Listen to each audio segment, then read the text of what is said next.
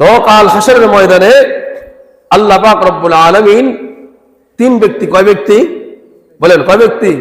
তিন ব্যক্তি, তিন শ্রেণীর লোক, তিন শ্রেণীর মানুষ, যাদের মধ্যে এই তিনটা অপরাধ থাকবে, এদেরকে আল্লাহ তাআলা পরিশুদ্ধ করবেন না, রহমতের দৃষ্টিতে তাদের দিকে তাকাবেন না, তাদের জন্য জাহান্নামের আযাব নির্ধারিত হয়ে যাবে।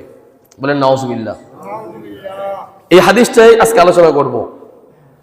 عن أبي ذر رضي الله تعالى عنه عن النبي صلى الله عليه وسلم قال حضرت আবু যর রাদিয়াল্লাহু তাআলা আনহু থেকে বর্ণিত, তিনি বলেন নবী করিম সাল্লাল্লাহু আলাইহি ওয়াসাল্লাম বলেছেন, সালাসাতুন লা ইউকাল্লিমুহুমুল্লাহু ওয়া লা ইয়ানজুরু ইলাইহিম ইয়াওমাল কিয়ামাতি ওয়া লা ইউযাক্কিহিম। তিন শ্রেণীর মানুষ, তিন ব্যক্তি, লা ইউকাল্লিমুহুমুল্লাহ, আল্লাহ পাক রব্বুল আলামিন কিয়ামতের ময়দানে, হাসরের ময়দানে ওই ব্যক্তিদের সাথে কথা বলবেন না। কন্না নাউযুবিল্লাহ। শুধু কথা বলবেন না তাই না, ওয়ালা ইয়ানজুরু ইলাইহিম ইয়াওমাল কিয়ামাহ, আল্লাহ পাক রব্বুল আলামিন ওই তিন শ্রেণীর মানুষ, তিন শ্রেণীর ব্যক্তি, তিন ব্যক্তির লোকদের দিকে আল্লাহ পাক রব্বুল আলামিন তার রহমতের দৃষ্টিতেও তাকাবেন না। কন্না নাউযুবিল্লাহ। ওয়ালা ইউযাক্কিহিম, তাদের গুনাহগুলিকে মার্জনা করিয়া, পরিশুদ্ধ করিয়া আল্লাহ পাক রব্বুল আলামিন রহমত দিয়া এরপরে জান্নাতে প্রবেশ করায় দিবেন। আল্লাহ তাআলা তাদেরকে পরিশুদ্ধ করবেন না। কন্না নাউযুবিল্লাহ। তাহলে কয়টা হলো খেয়াল করেন। এক নাম্বার, আল্লাহ তাআলা লা ইউকাল্লিমুহুমুল্লাহ, তার সাথে, তাদের সাথে আল্লাহ তাআলা কথা বলবেন না। দুই নাম্বার, ওয়ালা ইয়ানজুরু ইলাইহিম ইয়াওমাল কিয়ামাতি, আল্লাহ তাআলা তাদের দিকে রহমতের দৃষ্টিতে তাকাবেন না। ওয়ালা ইউযাক্কিহিম, তিন নাম্বার, আল্লাহ তাআলা তাদেরকে পরিশুদ্ধ করবেন না, রহমত দিবেন না, জান্নাতে ঢুকাবেন না। তাহলে কি হবে? ওয়ালাহুম আযাবুন আলীম, বরং এই তিন শ্রেণীর মানুষের জন্য আল্লাহ পাক রব্বুল আলামিনের কঠিন জাহান্নামের আযাব নির্ধারিত করা আছে। বলেন নাউযুবিল্লাহ। প্রস্তুত করা আছে। তাহলে খেয়াল করেন, কথাটাকে সহজভাবে নিয়েন না, কত মারাত্মক একটা হাদিস। এটা আমার সামনে আসছে, আমি চিন্তা করলাম যে হাদিসটা আলোচনা করে দেই। এক নম্বর হলো, আল্লাহ তাআলা হাসরের ময়দানে এই বান্দা বান্দীদের দিকে কথা বলবেন না, তাদের সাথে, তাদের দিকে আল্লাহ তাআলা রহমতের দৃষ্টিতে তাকাবেন না, তাদেরকে আল্লাহ তাআলা পরিশুদ্ধ করবেন না, মাফ করবেন না, বরং তাদের জন্য আল্লাহ তাআলার আযাব নির্ধারিত, আল্লাহ পাক রব্বুল আলামিনের আযাব তাদের জন্য প্রস্তুত। বলেন নাউযুবিল্লাহ। এই হলো পরিস্থিতি। তাহলে কি খুব কঠিন অবস্থা, তাই না? খুবই ভয়াবহ অবস্থা।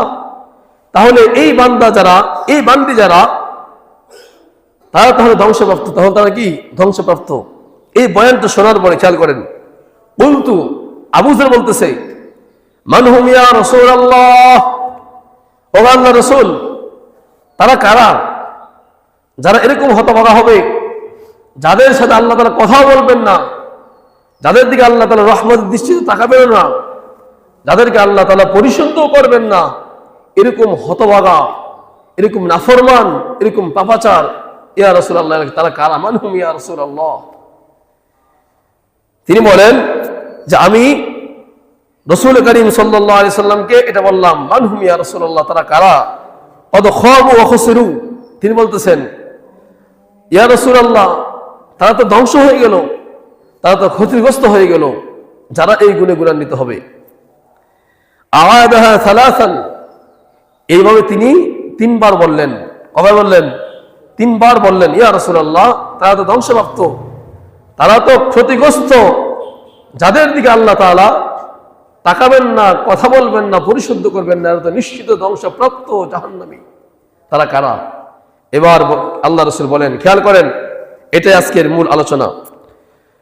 ফাকালা, রাসূল করিম সাল্লাল্লাহু আলাইহি ওয়াসাল্লাম বলেন, আল মুসবিলু, আল মুসবিলু, এক নম্বরে ওই সমস্ত ব্যক্তি, ওই সমস্ত পুরুষ যারা তাদের কাপড় টাকনুর নিচে পড়ে। বলেন নাউযুবিল্লাহ। যারা তাদের কাপড়গুলো টাকনুর নিচে পড়ে, টাকনুর নিচে যারা তাদের কাপড়গুলো পরে, লুঙ্গি, সালোয়ার, পায়জামা, যত ধরনের পুরুষদের কাপড় আছে ওই সমস্ত পুরুষ যারা তাদের প্যান্ট, লুঙ্গি, পায়জামা, সালোয়ার এগুলো আপনার টাকনুর নিচে পরিধান করে। যারা বলেন নাউজুবিল্লাহ, যারা বলেন নাউজুবিল্লাহ। অন্য একটি হাদিসের মধ্যে আছে মা আসফালা মিনাল কাবাইনি মিনাল ইজারি ফাফিন্নার, যে ব্যক্তি টাকনুর নিচে কাপড় পরিধান করে ওই ব্যক্তির টাকনুটা আল্লাহ পাক রব্বুল আলামিন সরাসরি জাহান্নামে জ্বালায় দিবেন। নাউজুবিল্লাহ, যারা বলেন নাউজুবিল্লাহ। তাহলে এক নম্বরে টাকনুর নিচে কাপড় পরিধান করা এটা বড় মারাত্মক অপরাধ, গুনাহে কবিরা, গুনাহে কবিরা।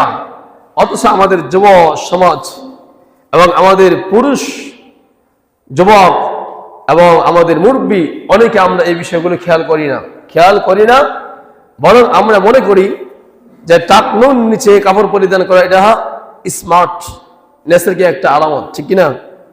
না, রাসূল করিম সাল্লাল্লাহু আলাইহি ওয়াসাল্লাম যেটা বলেছেন সেটাই হলো স্মার্ট। কিসে কি?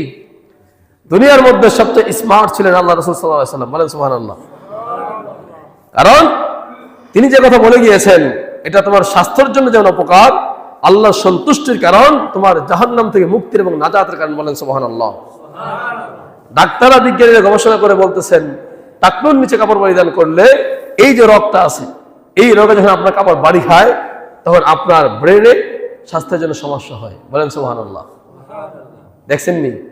সেই জন্য এক নম্বরে বড় মারাত্মক গুনাহ এবং অপরাধ যেটা, সেটা হলো টাকনুর নিচে কাপড় পরিধান করা। আজকে পুরুষের অবস্থা হয়ে গেছে, তারা কি করে? টাকনুর নিচে কাপড় পরিধান করে। আর মহিলার মা বোনরা যারা আছেন তারা কি করে? টাকনুর উপরে কাপড় পরে, ঠিক কিনা? হয়ে গেছে উল্টা। কি হয়ে গেছে? উল্টা। মা বোন যারা আছে তাদেরকে আল্লাহ পাক রব্বুল আলামিন পর্দার বিধান দিয়েছেন, পুরুষদেরকেও দিয়েছেন।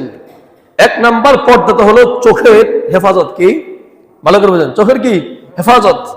কুল্লিল মুমিনিনা ইয়াগুদ্দু মিন আবসারিহিম ওয়া কুল্লিল মুমিনাতি ইয়াগুদ্দুনা মিন আবসারিহিন্না, পুরুষরাও পরনারী থেকে নিজেদের চোখকে অবনত রাখবে, হেফাজত রাখবে। মহিলারাও পর পুরুষ থেকে নিজের চোখকে অবনত রাখবে, হেফাজত রাখবে। বলেন সুবহানাল্লাহ। বুঝে আসছে? এটা হলো এক নম্বর পর্দা, আপনার দৃষ্টিকে হেফাজত করতে হবে। দুই নম্বর হলো আপনার পোশাকের শালীনতা। অন্য পর পুরুষের সামনে গেলে, ঘর থেকে বের হলে আপনাকে শালীনভাবে শরীয়ত সম্মত পোশাক পরিধান করে ঘর থেকে বের হতে হবে। কিন্তু দেখা যায় আমাদের অনেক মা বোনেরা, যুবতী বোনেরা রাস্তাঘাটে হাঁটতেছে, মাথায় ওড়না নেই, কাপড় নেই, বুক পিঠ খোলা। আমি তো মাঝে মধ্যে দেখি অনেকে গোসল করতে যায়, আমাদের মারা পিঠ প্যাট এগুলো খোলা করেন। নাউজুবিল্লাহ। এইগুলো মারাত্মক অপরাধ, গুনাহে কবিরা। আল্লাহ তাআলা জাহান্নামে সরাসরি জ্বালায় দিবেন। করেন নাউজুবিল্লাহ। সেই জন্য আমাদের মা বোনদেরকে পর্দা করতে হবে। টাকনুর নিচে তারা কাপড় পরিধান করবে, আর পুরুষ যারা আছে তারা টাকনুর উপরে কাপড় পরিধান করতে হবে।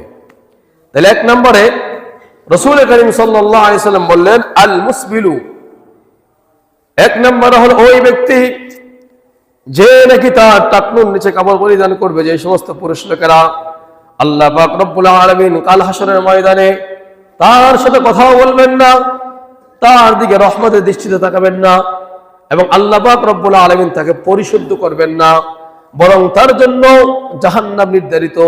সেই জাহান্নামে সরাসরি তাকে নিক্ষেপ করা হবে। বলেন নাউজুবিল্লাহ। এই জন্য টাকনুর উপরে কাপড় পরবো তো ইনশাল্লাহ। যুবক ভাইরা, ভালো করে অবশ্যই টাকনুর উপরে কাপড় পরিধান করতে হবে। দুই নম্বরে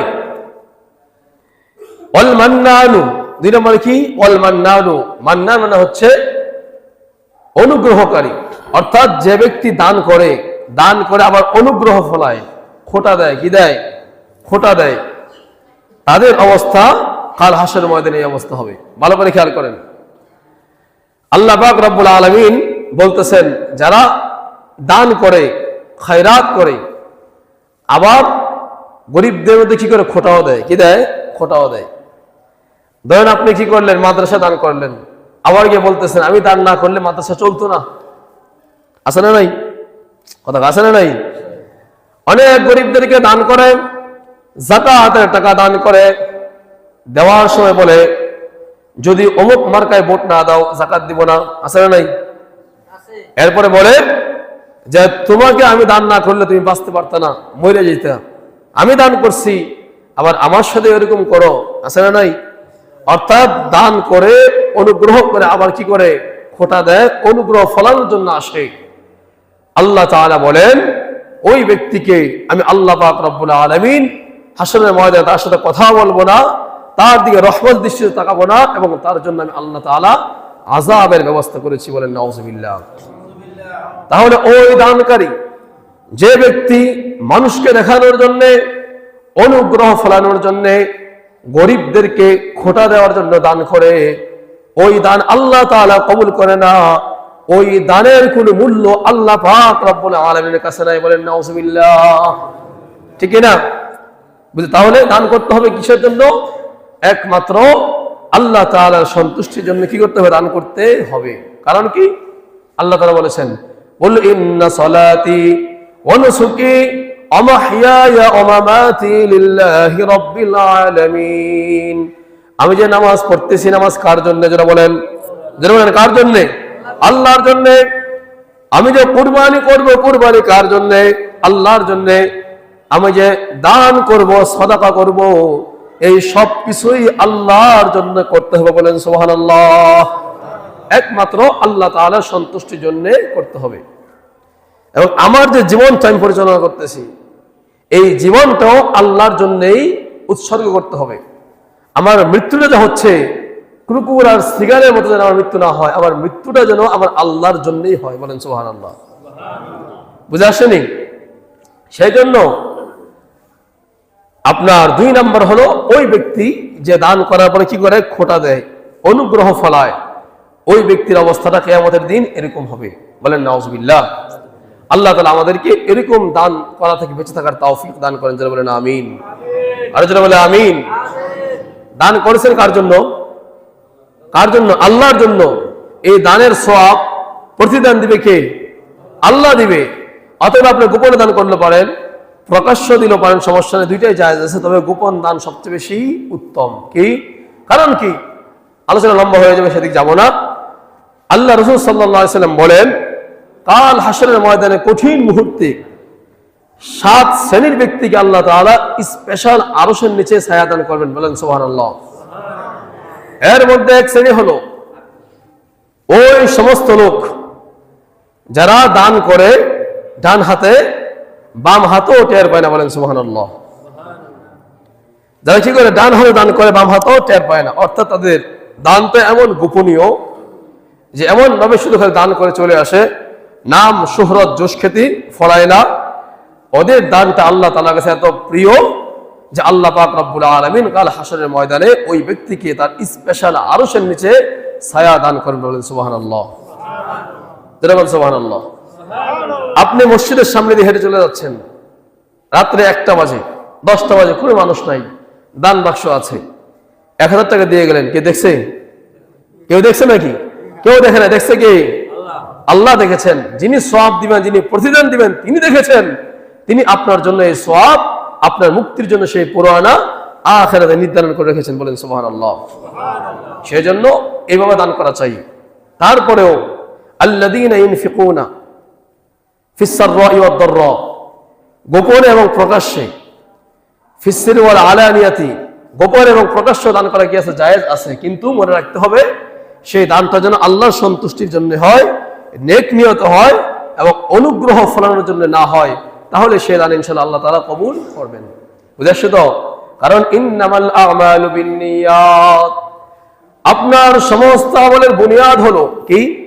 সমস্ত আমলের বুনিয়াদ হলো নামাজ বলেন, রোজা বলেন, হজ বলেন, যাকাত বলেন, দান বলেন, সাদাকা বলেন, যত আমল আপনি করতেছেন সমস্ত আমলের বুনিয়াদ হলো আপনার সহিহ নিয়ত। আপনি নামাজ পড়তেছেন, ধরেন কথা 100 রাকাত, আপনার মনের মধ্যে হলো আমি একজন সম্মানিত ব্যক্তি, আমি নামাজ না পড়লে মানুষ আমাকে কি মনে করবে? আজকে মসজিদে যাই, নামাজ পড়ি, যাতে করে সবাই বলে যে না, উনি সম্মানিত ব্যক্তি, নামাজ পড়তেছে। আমি ইমাম সাহেব, আমি যদি মসজিদে না যাই, মানুষ বলবে যে উনি তো হুজুর মানুষ, মসজিদে নামাজ না পড়লে বলবে উনি কি হুজুর হইলো যে নামাজ পড়তেছে না। এই কথা থেকে বাঁচার জন্য আমি মসজিদে গিয়ে নামাজ পড়ি, আছে না নাই? এই যে নিয়ত করলেন, এই নিয়তের উপরে আল্লাহ তাআলা আপনাকে সওয়াব দিবে, বলেন নাউজুবিল্লাহ। তাহলে আপনার নিয়ত যদি সহি হয়, তাহলে এই নিয়তের উপর আল্লাহ তাআলা আপনাকে সওয়াব দান করবেন। নিয়ত গলত হলে এই নিয়তের উপর নির্ভরশীল হয়ে আল্লাহ তাআলা কি করবেন? আপনাকে সওয়াব দিবেন না। সেজন্য সমস্ত কাজের জন্য কি করতে হবে? সহি নিয়ত করতে হবে। একমাত্র আল্লাহ তাআলাকে খুশি করার জন্য সহি নিয়ত করতে হবে। আল্লাহ তাআলা আমাদেরকে যা কিছু করি সব কিছু আল্লাহ তাআলার জন্য করার তৌফিক দান করেন, যারা বলেন আমিন। তাহলে 2 নম্বর কি বললাম? আল মান্নান, ওই দানশীল ব্যক্তি যারা দান করার পরে আল্লাহ পাক রব্বুল আলামিনের রাস্তায় দান করার পরে অনুগ্রহ ফলায়, গরিবদেরকে খোটা দেয়, তুচ্ছ তাচ্ছিল্য করে, ওই ব্যক্তিদেরকে আল্লাহ পাক রব্বুল আলামিন হাসরের ময়দানে তাদের সাথে কথা বলবেন না, তাদের দিকে আল্লাহ তাআলা রহমতের দৃষ্টি তাকাবেন না, এবং তাদেরকে আল্লাহ পাক রব্বুল আলামিন মার্জনা করে, পরিশুদ্ধ করে তাদেরকে পবিত্র করবেন না, বরং তাদের জন্য জাহান্নামের কঠিন আযাব নির্ধারিত থাকবে, বলেন নাউজুবিল্লাহ। এবার 3 নাম্বার হচ্ছে ওয়াল মুনফিকু সিলআতাহু বিল হালিফিল কাযিব। এটা ভালো করে খেয়াল করেন, এই এলাকার অনেক ব্যবসায়ীরা আছেন, খেয়াল করেন। আল্লাহ রাসূল বলেন 3 নাম্বার হচ্ছে ওই ব্যক্তি বা তারা যারা মিথ্যা কসম করে তাদের পণ্য বিক্রি করে, বলেন নাউজুবিল্লাহ। আর জোরে বলেন নাউজুবিল্লাহ। তাদের ব্যবসায়িক পণ্য, ব্যবসা একটি হালাল, কি ব্যবসা হালাল। ও আহাল্লাল্লাহুল বাই'a ওয়া হাররামার রিবা, আল্লাহ তাআলা ব্যবসাকে হালাল করেছেন, সুদকে হারাম করেছেন। আত-তাজিরুল আমিন কাস-সুদুক, যে আপনার আমানতদার ব্যবসায়ী, সৎ ব্যবসায়ী কাল হাসরের ময়দানে সিদ্দিকিন সালিহিনদের সাথে উঠবে, বলেন সুবহানাল্লাহ। এত দাম একজন ব্যবসায়ীর। আল্লাহ রাসূল নিজে ব্যবসা করেছেন, হযরত খাদিজাতুল কুবরা ব্যবসা করেছেন, সাহাবায়ে কেরাম ব্যবসা করেছেন, এরকম ভাবে যুগের অনেক বড় বড় আলেম ওলামা ব্যবসা করেছেন। ব্যবসা হালাল, আল্লাহ তাআলা ব্যবসার মধ্যে বরকত রেখেছেন, যদি সেই ব্যবসাটা হয় আপনার সৎ এবং আমানতদার ব্যবসায়ী, বলেন সুবহানাল্লাহ। আল্লাহ পাক রব্বুল আলামিন তার রাসূলের মাধ্যমে জানিয়ে দিচ্ছেন ওয়াল মুনফিকু সিলআতাহু, ওই ব্যবসায়ী বিল হালফিল কাযিবি, যে তার পণ্যকে বিক্রি করে মার্কেটে সেল করে মিথ্যা কসম খেয়ে, বলেন নাউজুবিল্লাহ। মিথ্যা কসম খেয়ে কি করে? জনগণকে ধোঁকা দেওয়ার জন্য, পাবলিককে বোকা বানানোর জন্য, তার পণ্যটাকে বিক্রি করার জন্য সততা বাদ দিয়ে, নিষ্ঠা বাদ দিয়ে, আমানতদারিতা বাদ দিয়ে মিথ্যা কসম খাটার মাধ্যমে কি করে তার পণ্য বিক্রি করে, ওই ব্যক্তির জন্য আল্লাহ পাক রব্বুল আলামিন হাসরের ময়দানে এই আযাব এবং গজবের ব্যবস্থা করেছেন, নাউজুবিল্লাহ। বলেন নাউজুবিল্লাহ। আমাদের এলাকায় ব্যবসায় আছে না নাই? প্রত্যেক বাজার বন্দরে ব্যবসায়ী আছে। ব্যবসায়ীরা কি করে? ধোঁকাবাজি করে। কি করে? ধোঁকাবাজি করে। যেমন ধরেন একটা দোকানদার, তার জুতা জিজ্ঞাসা করলো, ভাই জুতাটা কত?